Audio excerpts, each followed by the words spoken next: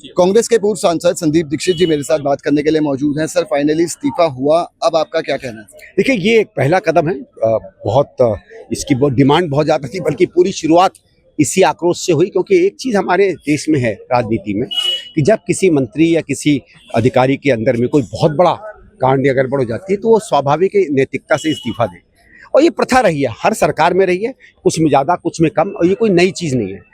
पुरानी सरकारों में रही, लेकिन इस सरकार का जो अहंकार रहा कि हम कभी गलत नहीं हो सकते और तुम हो कौन पूछने वाले, आई थिंक युवाओं ने वो अहंकार तोड़ा।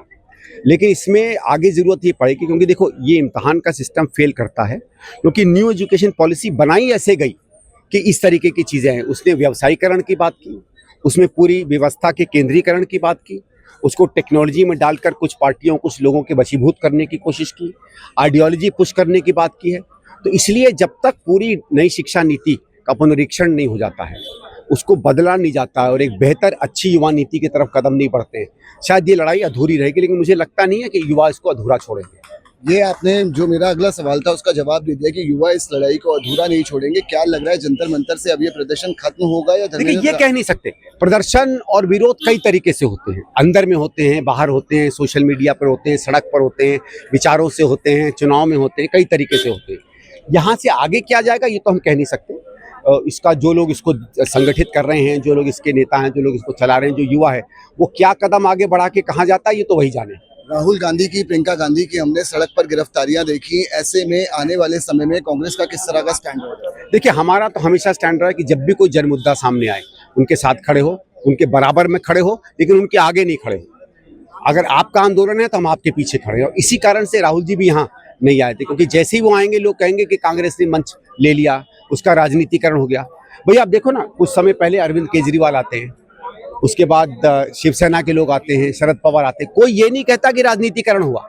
जैसे ही राहुल गांधी जी प्रधानमंत्री ऑफिस में उतरे, बीजेपी पूरे दिन कहने लगी राजनीतिकरण राजनीतिकरण, गोदी मीडिया कहने लगा।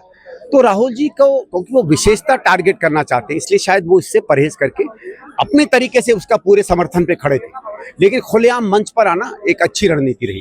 एक जो लाठी चार्ज हुआ वो कहीं ना कहीं इस आंदोलन का एक अलग अध्याय बन गया। और क्या लगता है, सरकार देर आई दुरुस्त आई, अब ये कहना ठीक नहीं, देर आई दुरुस्त आई नहीं। देखिए, जो किया है ये वो फिर करेंगे, ये मत समझिएगा कि वो फिर नहीं करेंगे। जहां जहां उनके खिलाफ विरोध हुआ है उन्होंने ये किया है, चाहे पहचान की राजनीति में, चाहे धन की राजनीति में, चाहे सत्ता की राजनीति में। सरकार और सरकारी सत्ता और सरकारी ताकत का दुरुपयोग करना इनकी पुरानी आदत रही है और ये करते रहेंगे। जंतर मंतर का कितना असर अब मानसून सत्र पर पड़ेगा? मानसून सत्र तो गया समझो, पर ये तो सत्र हम लोगों ने बहुत दिनों से नहीं चलने दे रहे हैं, क्योंकि ये जिस तरह के बिल लेकर आते हैं, मतलब इतनी ज़्यादा खराब लेजिस्लेटिव हालत तो कभी सरकार में देखी नहीं है। आप सकारात्मक बिल कोई लेकर नहीं आते, हर वो चीज़ लाते हैं जो आइडियोलॉजी प्रमोट करती है, हर वो चीज़ लाते हैं जो किसी न किसी तरह आपके तरीके की भारत के निर्माण की तरफ जाती है। तो विपक्ष के रूप में तो हम उस लेजिस्लेटिव एजेंडा को पास नहीं होने देंगे। यूथ एक अलग साइड लग रहा है। जैसे ही मैं प्रोटेस्ट कवर करने आया, मेरे को नारों की आवाज़ सुनाई दी कि धर्मेंद्र प्रधान झांकी है, मोदी शाह बाकी है। वो देखते हैं, वो ये कहाँ आंदोलन जाता है ये तो इनके ऊपर है। नारे एक चीज़ होती है, ज़मीन पर ये क्या करेंगे क्या नहीं करेंगे वो देखते। देखो, एक चीज़ तो लेकिन हो गई है कि ये केवल कोई ऐसा नहीं है कि केवल आके कोई किसी चीज़ से जुड़ रहा है। एक ऐसी भावना है जो भावना जितने यहाँ हजारों लाखों लोग आ रहे हैं वो शेयर कर रहे हैं। अब वो भावना आगे कहाँ जाएगी तो समय बताएगा। सरकार की आपको क्या लगता है, अब इनसे मीटिंग दोबारा होगी किन शर्तों पे? ये लोग जाने और सरकार जाने, हम कुछ नहीं कर सकते। बहुत बहुत शुक्रिया हमसे बात करने के लिए। ये शीला दीक्षित के बेटे और दिल्ली में से पूर्व सांसद संदीप दीक्षित को आपने सुना, जो लगातार ये कह रहे हैं कि कांग्रेस आगे भी इस आंदोलन में पूरी तरीके से इनके साथ रहेगी। और सीजेपी आंदोलन की ये तस्वीरें, हाथों में तिरंगा लेके आपको हजारों युवा यहाँ पर दिख जाएंगे।